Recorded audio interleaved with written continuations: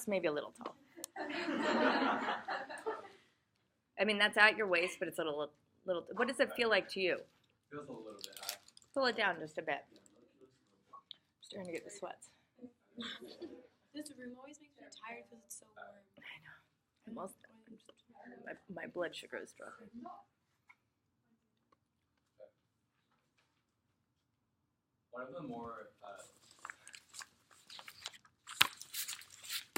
One of the many issues in today's society is that young African Americans are not receiving the same education as others.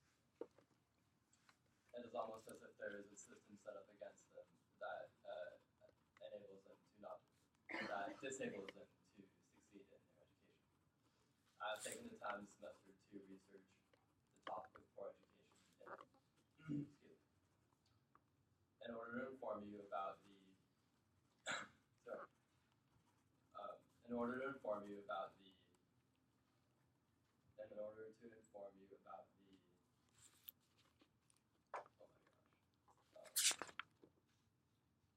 What cause?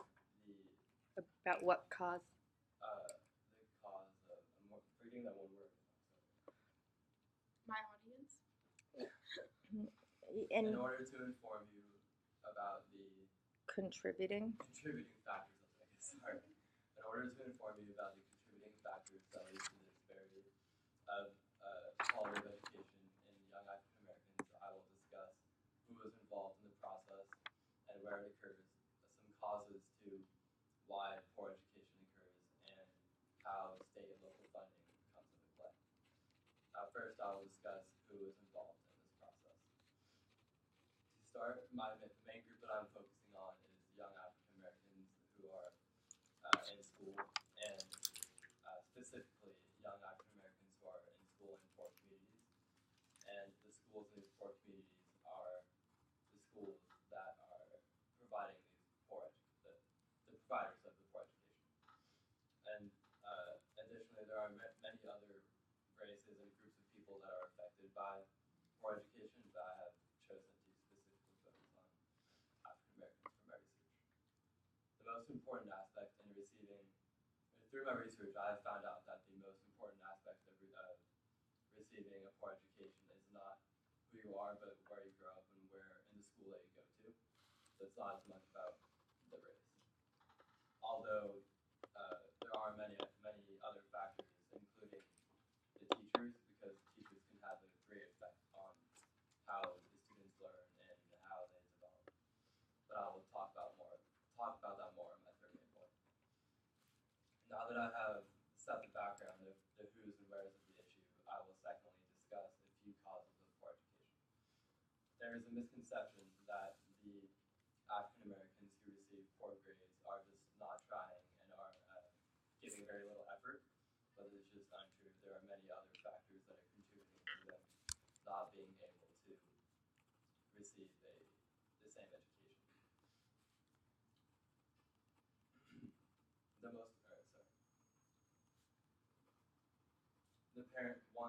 For example, the parents of these African Americans in these poor neighborhoods are usually working multiple jobs,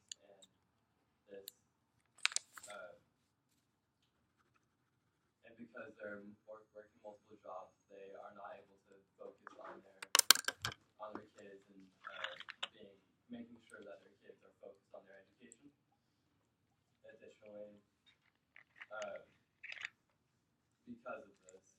Additionally, some young African Americans also need to get jobs to help support their family, and this takes even more time away from them being able to focus on their education. Another reason that young African Americans are receiving poor education is that many of them decide to drop out of high school altogether. According to an article written in 2012 titled "By the Numbers: Dropping Out of High School" on PBS.org, students who dropped out of high school will earn an average of $10,000 less than someone who graduated with just a high school degree and pursuing a higher degree. One problem that is within the school itself is that the students at impoverished schools do not have as much access to more difficult classes. And in an article from the adversely affect education. Last updated in July 2016, author Sean Slade writes that, quote, simply offering them the same number of rigorous courses is not enough. They should also be provided with the academic supports they need to thrive and succeed in those courses. End quote. When the students are not able to take more rigorous courses, they are not able to learn as much as others that are able to have access to these AP courses and other hard classes. I've just explained some causes of poor education. Thirdly, I'll describe how the school's funding becomes a factor. In a press release from another topic of concern is that some schools are not receiving enough state or local funding. In a press release from the Federal Department of Education from 2012, it was reported that more than 40% of schools that receive federal Title I money to serve disadvantaged students spent less state and local money on teachers and other personnel than schools that don't receive Title I money at the same grade level in the same district. Title I was created for the sole purpose of giving extra funding to low-income schools, and the money still is not going to the right place to help the students succeed. Another important aspect of education is the teachers, and lots of times teachers tend to go to schools that are in more wealthy areas, and the teachers at the poor schools are making less money, and they're also less experienced. To wrap it up, I have explained who's involved, some causes of poor education, and the roles of state and local funding in order to help you get an understanding of what a full and quality of education is. Our system of education seems to give some people disadvantages, and their quality of education